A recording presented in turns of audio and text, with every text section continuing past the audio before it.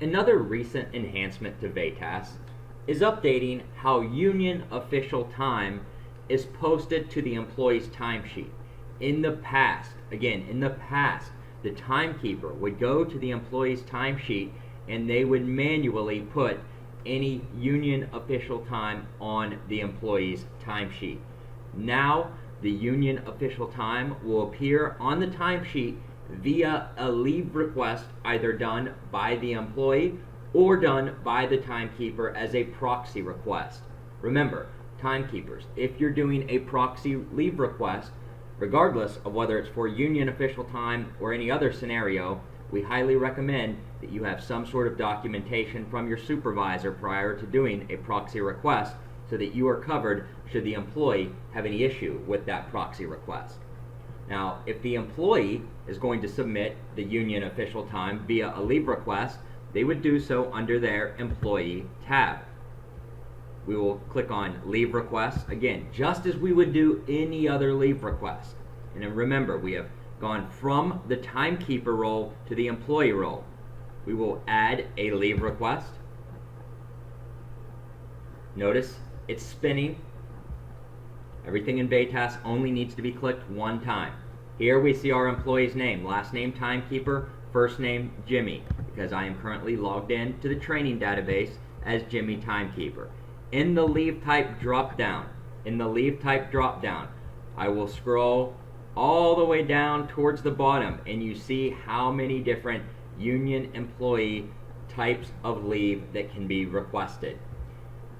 Within each type there are 4 categories though, and it's BA, term negotiations, BB, midterm negotiations, BD, labor management relationship, and finally BK, grievances and appeals.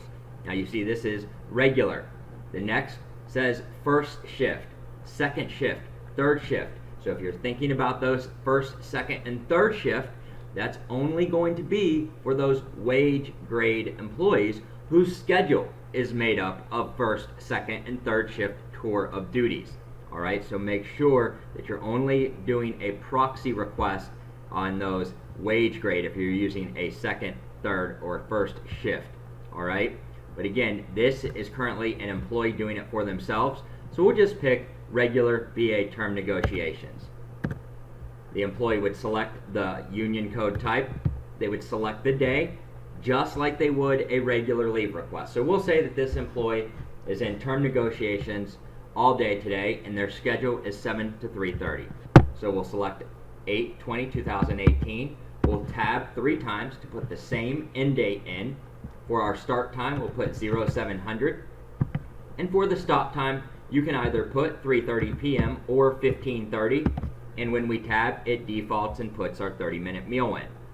Now we do not need to put a remark in because we are logged in as the employee submitting the request for ourselves, which is also why we do not need and cannot put a timekeeper submission reason in, because this is not a proxy request. We scroll to the bottom, we click submit. Leave request successfully updated. Notice it also does not track a current leave balance.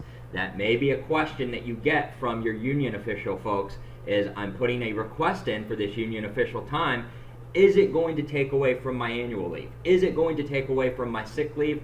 And the answer to that is no, it will not. This, again, is for tracking purposes only. If you are the timekeeper putting this in as proxy, so we're back at our timekeeper tab, we would do this just like any other proxy leave request. We would go to select employees. We'll type in the employee's last name, and in this scenario it is in fact employee. We'll put the check in front of Joe employee's name. That's the employee we're selecting. And we will go to leave requests. We will add a leave request, once again, just like any other proxy request. Notice the page is loading for the leave type.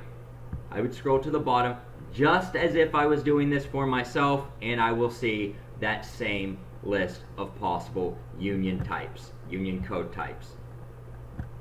You would select it. This time we'll do BB, midterm negotiations.